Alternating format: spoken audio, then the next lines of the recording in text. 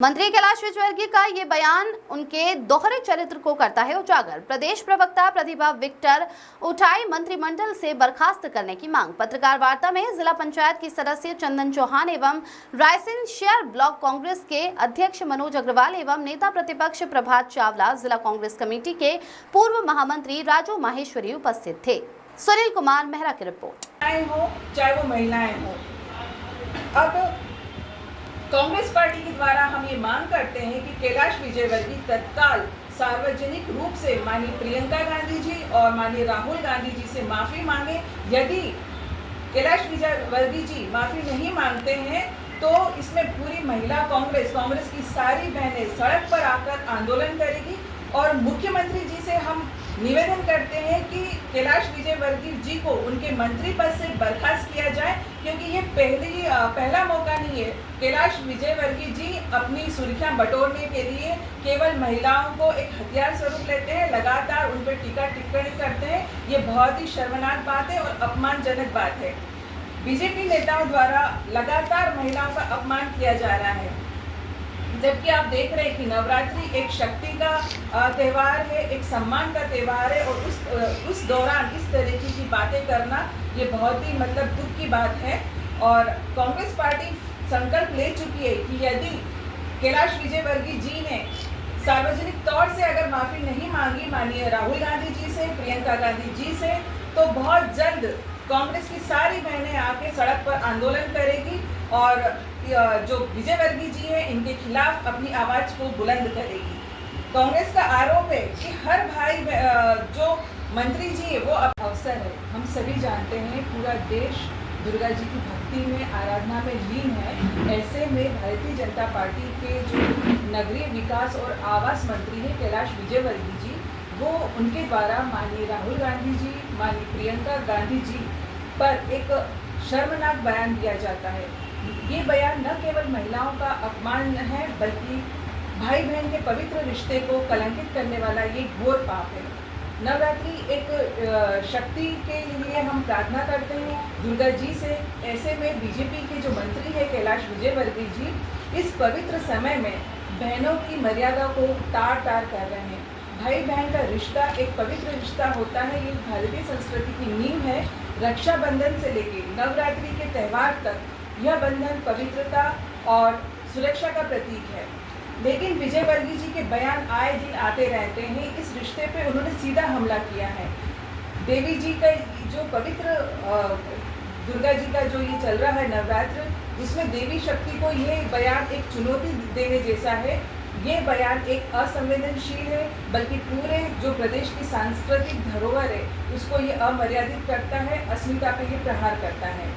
दुर्गा जी नारी शक्ति का प्रतीक है और हम सब दुर्गा जी की आराधना करते हैं। ऐसे में विजयवर्गीय जी का ये बयान भाई बहन के पवित्र रिश्ते को अपमानित कर चुका है। उनका बयान मध्य प्रदेश की गरिमा के खिलाफ है।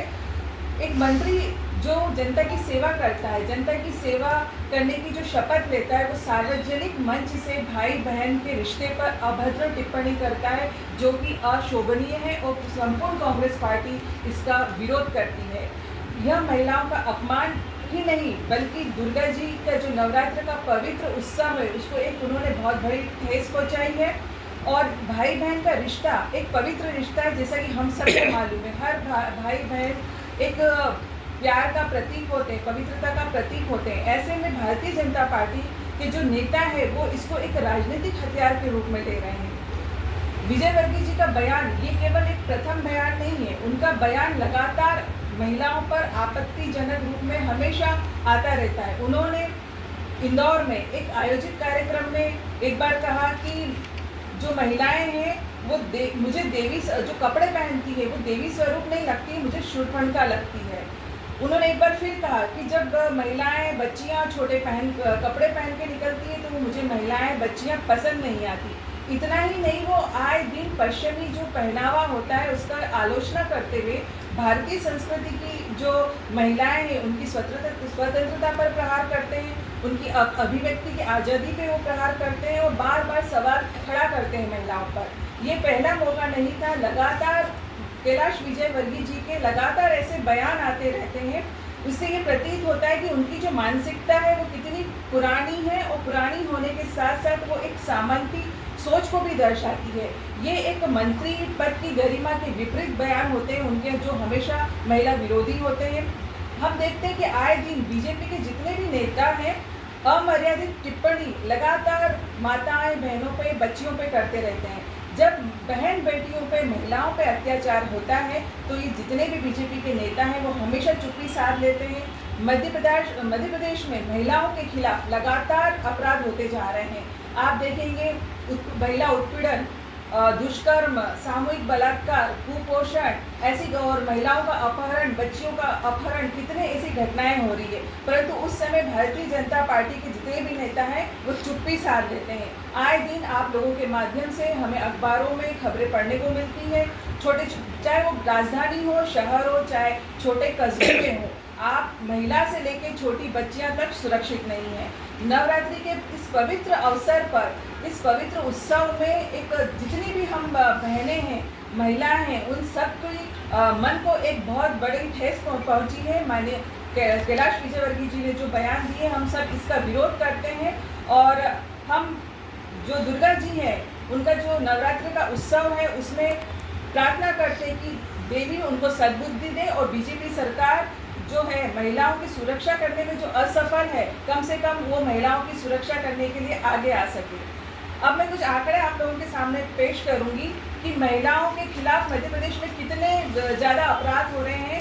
जो NCRB है उसके हिसाब से कुछ आंकड़े हैं। बलात्कार के मामले में 2020 से प्रदेश में 6134 बलात्कार की घटनाएं हुई हैं, जिसमें जो 2024 तक बढ़कर 7294 हो गई है, यानी कि 19% वृद्धि हो गई है।